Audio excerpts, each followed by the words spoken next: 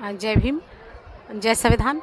तो मैं ये कहना चाहूँगी कि 26 नवंबर 1949 को जो बाबा साहब ने संविधान सौंपा, यानी जो उसकी पूरी रूपरेखा सौंप के दी, तो अगर बाबा साहब ने जो जब सौंपा तो लेकिन उस समय की चालाक सरकारें थी, है नहीं, तो उन सरकारों ने 26 जनवरी को उसे लागू किया। वो चाहते तो उस दिन से भी कर सकते थे, लेकिन उन्होंने नहीं किया उसे, क्योंकि उनके मन में कहीं शंका कुशंका थी। उनके मन में बाबा साहब के जो संविधान को स्वीकारने की ताकत नहीं थी इतनी। लेकिन बाबा साहब ने इतना विशाल संविधान लिखा कि उसमें कुछ त्रुटि नहीं थी, और वो त्रुटि ढूंढना चाह रहे थे, इसलिए उन्होंने इतना वक्त लिया उसको मतलब लागू करने में। और 26 जनवरी 1950 को में वो लागू भी हुआ। लेकिन फिर भी बाबा साहब ने उस समय एक बात बोली थी कि संविधान अगर मैंने कितना अच्छा बनाया है तो जो चलने वाले लोग हैं या उसमें मानने वाले लोग हैं, ये उसको मतलब सिद्ध कर सकते हैं। अगर वो लोग गलत हुए तो संविधान कितना अच्छा क्यों ना हो, वो तो गलत ही साबित हो जाएगा। और संविधान अगर बुरा है और चलाने वाले अच्छे मिल जाएं उसे, तो संविधान कभी गलत ही नहीं हो सकता। तो ये मैं यहाँ पे कहना चाहूँगी कि बाबा साहब ने संविधान में जो हमें अधिकार दिए हैं, उन अधिकारों को जानने के लिए अभी भी हमें ज़रूरत है। अब देखिए, हम लोग संविधान नहीं पढ़ रहे हैं, लेकिन बाकी लोग संविधान पढ़ रहे हैं, और वो संविधान इसलिए पढ़ रहे हैं कि इस संविधान की काट हम कैसे करें, कौन सी धारा हम पकड़ें, कौन सी धारा का अध्ययन करें, फिर उस धारा की हम काट कैसे करें। तो वो क्या कहें सोचते आ रहे हैं। कम से कम बाबा साहब के संविधान सौंपने के बाद में उनकी यह रणनीति रही कि जब हम कभी सत्ता में आएंगे तो इसमें कुछ ना कुछ संशोधन हम करेंगे जरूर। अब देखिए, संविधान को ये नहीं कि हम संविधान खत्म कर रहे हैं, संविधान खत्म, ऐसा नहीं हो रहा है। संविधान खत्म नहीं किया जा रहा है, लेकिन क्या हो रहा है, जैसे मेरे पास है ये संपूर्ण संविधान है, लेकिन ये कवर आप देख रहे हो, और अगर मैं इसका एक एक पेज फाड़ूं और फाड़ फाड़ करके एक तरफ डाल दूं डस्टबिन में, और फिर ये आपके पास फिर भी ये रहेगा ना, कवर रह जाएगा। तो ऐसा ही वो सरकारें कर रही हैं, क्योंकि उनकी जो रणनीति है पहले से अच्छी नहीं थी, बाबा साहब के समय से ही अच्छी नहीं थी। बाबा साहब ने जो संविधान में लिखा कि सभी का मतलब हक उन्होंने दिया है उसमें, लेकिन उन लोगों को वो पच नहीं रहा है।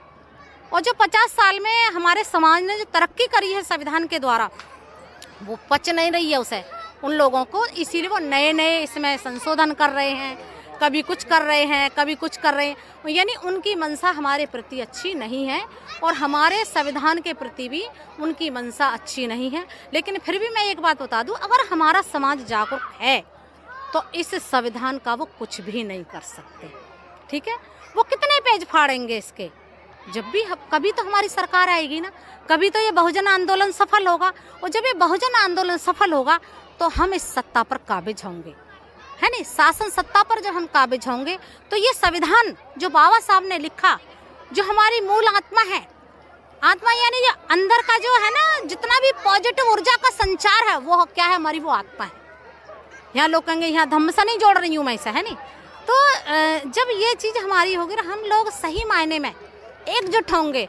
अभी तो हम थोड़ी सी सही मायने में समझ नहीं पा रहे हैं, है नहीं, हम कहते क्या हैं करते क्या हैं। लेकिन जब हम एकजुट होंगे और जब ये बहुजन आंदोलन सफल होंगे, आप देख रहे हैं कितने संगठन बन रहे हैं, लेकिन एक वक्त ऐसा आएगा कि ये सभी संगठन एक होंगे और हम सत्ता की लड़ाई में आगे होंगे, और हमें फिर कोई हरा नहीं सकता। मुझे अपने संविधान पर इतना भरोसा है, मैं अपने संविधान पर इतना भरोसा करती हूँ कि हमें कोई हरा नहीं सकता। विपरीत परिस्थितियाँ आती हैं, आती रहेंगी, लेकिन फिर भी हम हार नहीं मानेंगे, क्योंकि हर किसी का वक्त आता है। तो हमारा भी एक ना एक दिन वक्त आने वाला है, और हम इस देश के राजा थे, राजा होंगे, शासक रहे हैं और शासक होंगे। बाबा साहब ने ऐसे ही नहीं कह दिया कि जाओ दीवारों पर लिख दो कि हम इस देश के शासक हैं। बाबा साहब ने एक वाक्य भी बोला है ना, तो उसका भी अलग ही महत्व है। बाबा साहब ने इसे एक लाइन भी डाली है ना इसमें संविधान में, तो उसका एक अलग ही महत्व है। बाबा साहब ने पहले डाला, शिक्षा शेरनी का दूध है, जो पिएगा वही दहाड़ेगा। तो जो विरोधी ताकते हैं, सबसे पहले किस पे हथौड़ा मारा उन्होंने, शिक्षा पे हथौड़ा मारा उन्होंने। तो इसलिए हमें सावधान रहना है इन लोगों से। और जितने हमारे संगठन बन रहे हैं उनसे मैं ये कहना चाहूँगी कि जो संगठन बन रहे हैं हमारे, वो एक प्लेटफार्म ऐसा तैयार करें जिसमें हम सब एक हों, और हम अपनी मजबूती के साथ वहाँ बात रख सकें, ताकि सामने वाला कहे इनमें भी कुछ दम है, ये भी भीम दीवाने हैं, इनमें भी वो ताकत है, इनमें भी वो लड़ने की हिम्मत और हौसला और जज्बा है। जैसे कुछ लोग ये भी कहते हैं कि संविधान के जो पहले पेज हैं उनमें राम है, कृष्ण है, हनुमान है। तो मैं एक बात ये बता देना चाहता हूँ कि वो राम और कृष्ण और जो हनुमान है अगर होंगे भी तो वो बाबा साहब के बुद्धम अपनाने से पहले उन्होंने जोड़े थे या एडिट करने वालों ने जोड़े हैं, लेकिन हाँ। उसके बाद भी हमारा जो संविधान लिखा हुआ है वो केवल बुद्ध के धम्मों पर ही आधारित है और बुद्ध के मार्ग पर ही आधारित है, मैं पंचशीलों पर आधारित है। हाँ, मैं यहाँ पे इसका खंडन करूँगी कि आपने एक बार देखा होगा बीजेपी के किसी नेता ने वो पेज खोल खोल करके दिखाए कि देखो ये राम बना है, ये बना है। ऐसा कुछ भी नहीं है। अब देखिए, मैं ये घास है यहाँ पे, मैं इसको किस नज़रिए से देखती हूँ, वो मेरा पैमाना है, ठीक है। अब इसमें ये क्या डिजाइन है, इसको मैं अपने नज़रिए से देखूंगी ना, है नहीं।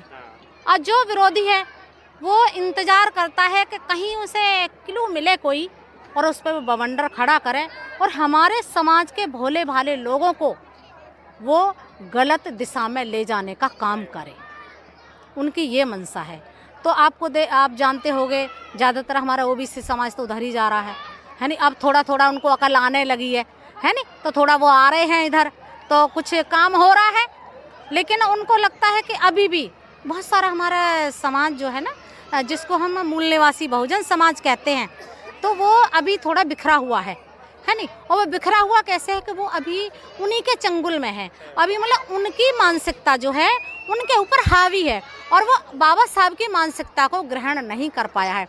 अभी बहुत सारे आ रहे हैं, अब जा कर के ओबीसी के जो समाज सुधारक हैं, यानी जैसे राजेंद्र सिंह जी हैं, राजीव पटेल हैं, लक्ष्मण यादव हैं, ऐसे लोग आ रहे हैं।